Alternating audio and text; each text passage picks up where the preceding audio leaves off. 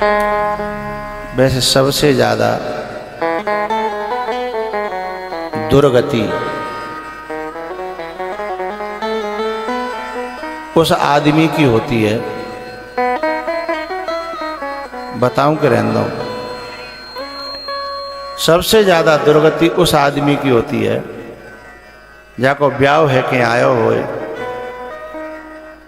और बाकी पत्नी बाकी मैयों ते ही लड़ने वाली निकल आवे। अब माँ को भी नहीं छोड़ सकता, और जो आई का है भाई उसको भी नहीं छोड़ सकता। चुकबा ने भीतर ते धमकी दे रहा किया है कि सुन ले, पूरे घरे यदि तेने मेरी बात नहीं मानी तो जेल की चाकी पिसवाए दूंगी। अब सोचो बाकी क्या दुर्गति होती होगी, हैं? माँ की न माने तो माँ नाराज हैं, और रहनो बेचारे है बिनई में।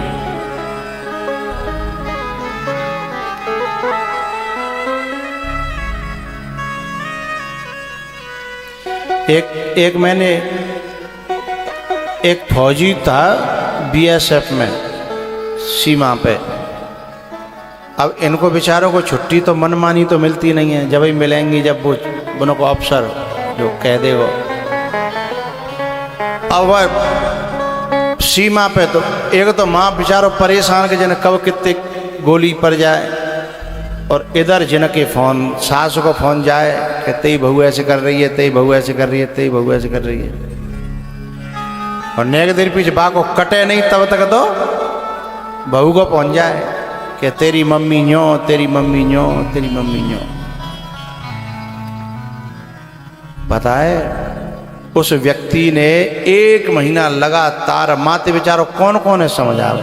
अच्छा जा समझ आवे वो न्यो कहे, अच्छा मुझे समझ आवेगा तू है, जबकि वो समझा रहा है दोनों को ही, लेकिन जिसे समझाए वही कहे अच्छा। यदि बहू को समझावे बहू की न माने तो वो क्या कहती है, जब तो जई के संग रहनो तो मुँह काय को लेके आयो मुकुट धरे के हैं। और यदि बहू की तरफ की बात न कहू कह दे, भाई राजी करवे के ले माँ के सामने न कहू कह दे, तो बहू सीधे माँ कहती है हाँ जई ने पारे होगा तू, जई ने बड़ो करो है।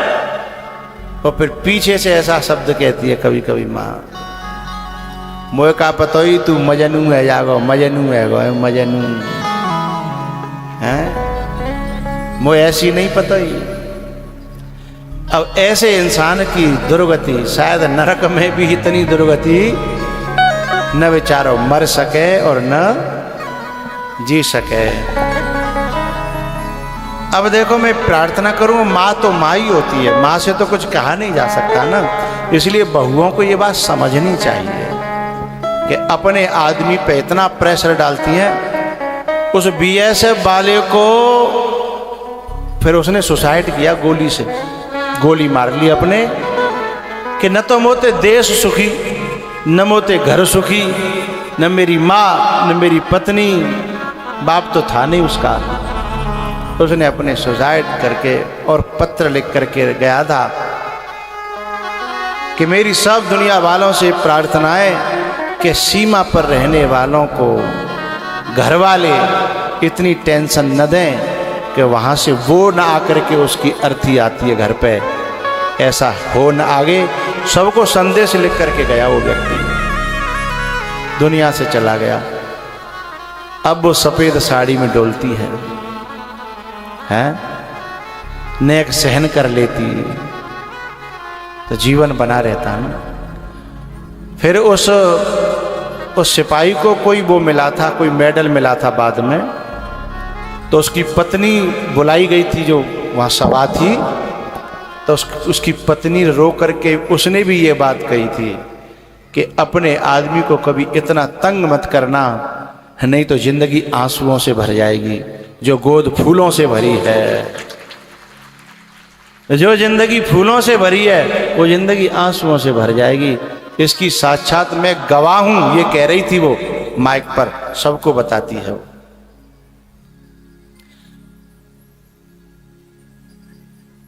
मेरे प्यारेओ, यदि हमें इन स्वर्ग और नरक के दोनों मार्गों से ऊपर जाना है ना, तो एक ही ध्यान रखना, मिल गई साधु संतों की सेवा, मुझे अब जमाने की दौलत नहीं चाहिए। इनकी सेवा में मेरा लगा मन रहे, मिल गई साधु संतों की सेवा से, अब जमाने की दौलत नहीं चाहिए, इनकी सेवा में मेरा लगा मन रहे। दूसरी कोई संगत नहीं चाहिए, मिल गई साधु संतों की सेवा।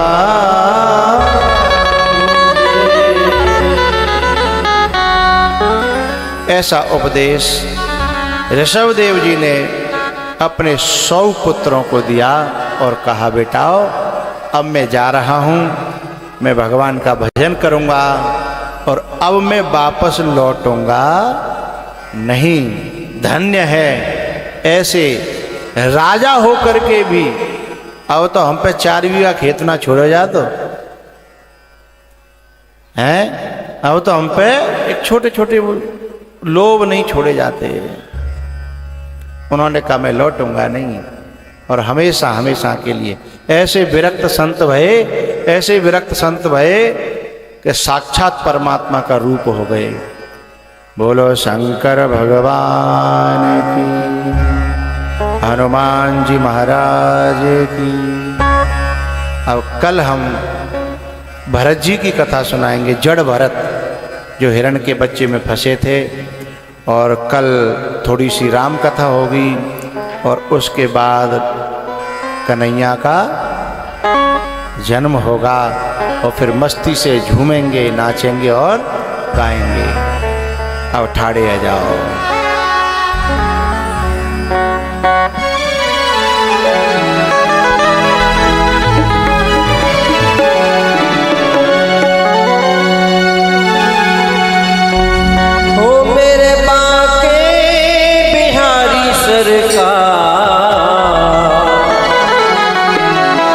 बना दो बिगड़ी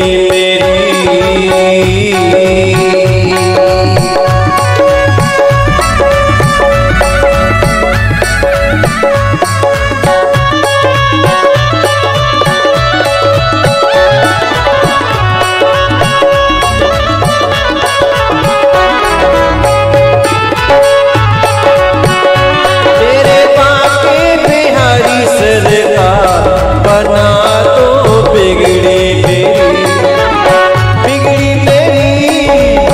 बिगड़ी मेरी, बिगड़ी मेरी दाता, बिगड़ी मेरी, बिगड़ी मेरी, बिगड़ी मेरी, बिगड़ी मेरी प्यारे, बिगड़ी मेरी।